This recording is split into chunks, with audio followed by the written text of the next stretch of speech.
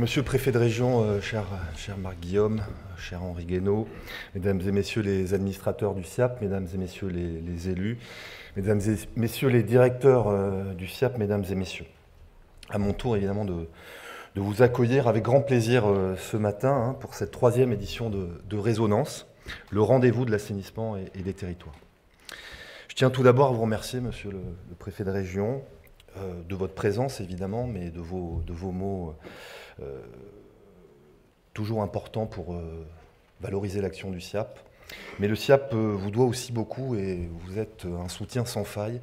En tout cas, moi, depuis que je suis président, depuis 4 ans, vous nous avez accompagnés dans toute cette aventure des Jeux Olympiques. On vous doit beaucoup, évidemment, pour la baignade, vous l'avez rappelé ce matin. Vous avez compté sur le SIAP, on a été au rendez-vous, c'est vrai, mais sans votre soutien, je crois que le SIAP n'y arriverait pas. Donc, à moi de vous rendre aussi l'honneur que vous méritez. Alors, Résonance, c'est bien plus qu'un rendez-vous statutaire, puisque les statuts du SIAP nous obligent à réunir une fois par an les maîtres d'ouvrage, les 43 maîtres d'ouvrage de notre territoire. Et on a souhaité, et aussi grâce à vous, monsieur le préfet, vous réunir 2 fois par an et être davantage transparent que nous l'étions auparavant, puisque ces réunions, elles étaient plus techniques que grand public, comme celle de ce matin où on va vous présenter notre plan pluriannuel d'investissement. On a fait de ces rendez-vous un lieu d'échange qui me paraît évidemment essentiel, compte tenu de l'ampleur des investissements et des conséquences que ces investissements peuvent avoir sur la vie de 9 millions de franciliens, vous l'avez dit. Le SIAP, c'est tout de suite... on est le plus grand service d'assainissement français, voire européen, et c'est vrai que ça touche un Français sur 10. Ça nous permettra ce matin de nous projeter vers l'avenir autour des grands enjeux de l'assainissement francilien. Alors je veux aussi remercier Henri Guénaud qui nous fait l'honneur et l'amitié d'être parmi nous ce matin et qui viendra conclure notre matinée en éclairant de son expérience évidemment nos enjeux prospectifs des 10 prochaines années. Ces grands enjeux du SIAP et de ses maîtres d'ouvrage qui sont présents ce matin, et vraiment je vous en remercie, ils concernent aussi l'ensemble de nos interlocuteurs au quotidien, des élus, que je remercie aussi d'être fidèles et présents, les services de l'État, sans qui nous ne pourrions pas faire grand-chose, les entreprises, évidemment, et puis,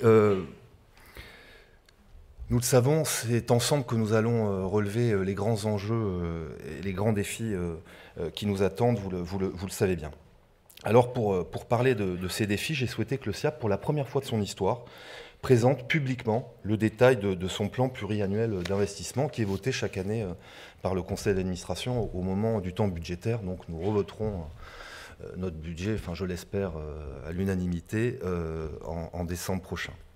Le SIAP, je le redis, c'est l'acteur central de l'assainissement de notre région. 5 usines de pré-traitement, 6 usines d'épuration. On traite tous les jours 2,5 milliards de litres d'eau usée avant de les rendre à la Seine et à la Marne. Je n'oublie pas la Marne, chère Chantal Durand. Et cette mission de service public, nous l'accomplissons pour, je le redis, pour plus de 9 millions de franciliens, à l'appui de l'action essentielle de nos 43 maîtres d'ouvrage. Je le répète, votre présence ce matin est vraiment très importante. Alors c'est pour cette raison qu'en tant que président du SIAP, le SIAP c'est le premier donneur d'ordre public pour l'environnement en France, je considère qu'il est de notre responsabilité de présenter à l'ensemble de nos partenaires et à nos usagers nos défis industriels et les investissements que nous allons mobiliser pour les relever.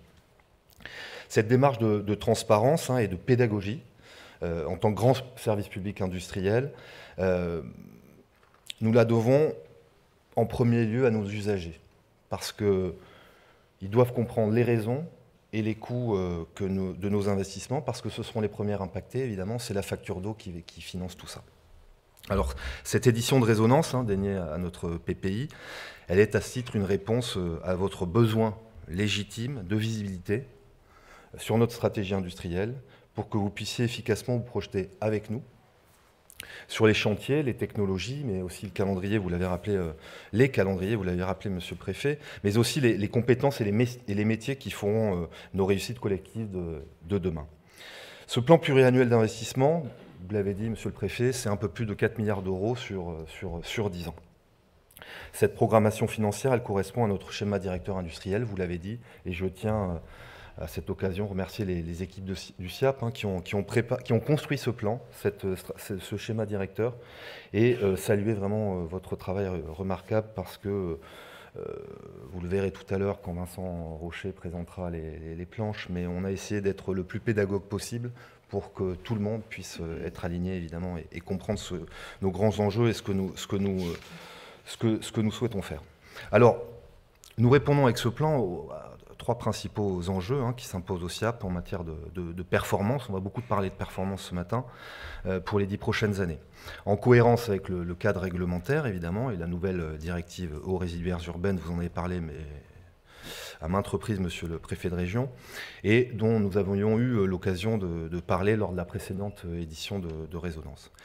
Ces 3 enjeux, ce sont évidemment la performance de notre outil industriel, notre action en matière environnementale et enfin la gestion de notre patrimoine industriel existant qui est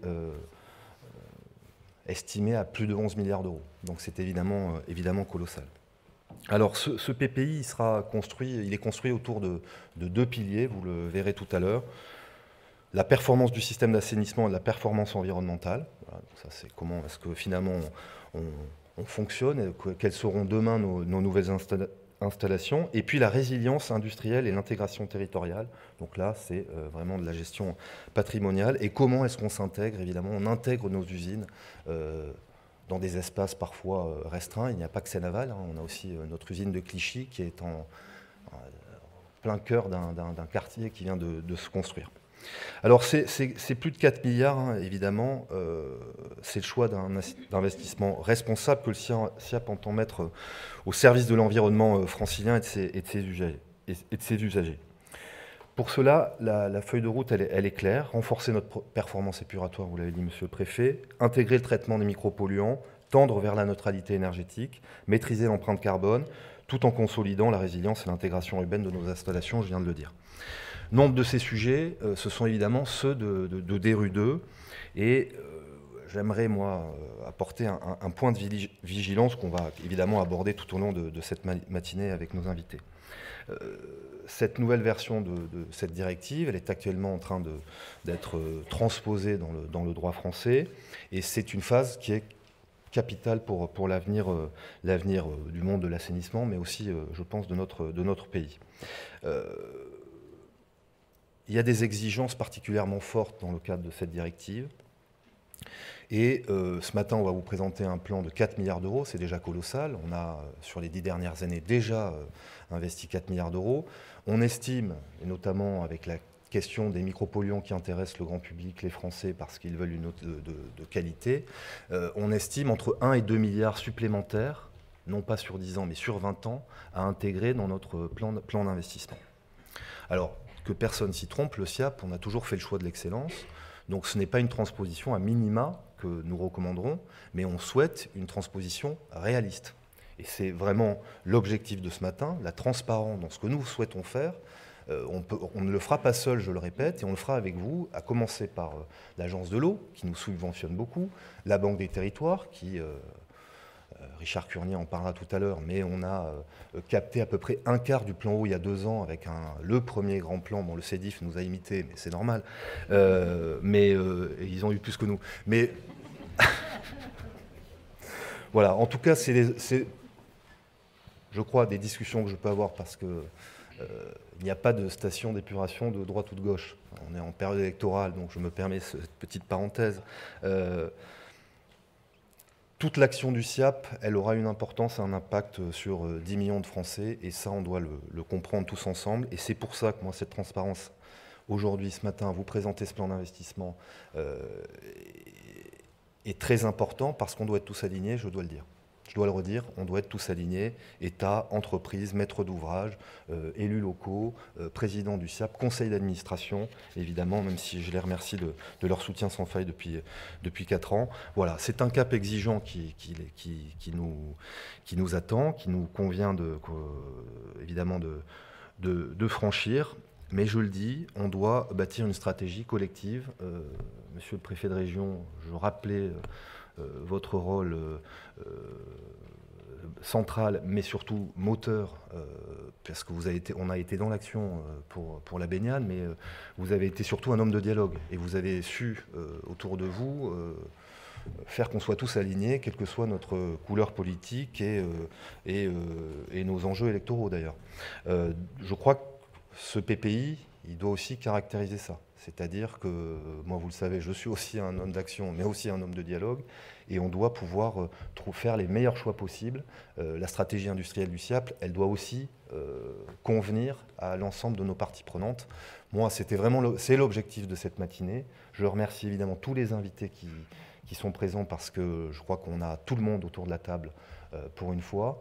Je vous en remercie évidemment. Et puis évidemment l'éclairage d'Henri Guénaud comme grand témoin sera un moment important de cette matinée. Voilà les quelques mots que je voulais vous dire ce matin.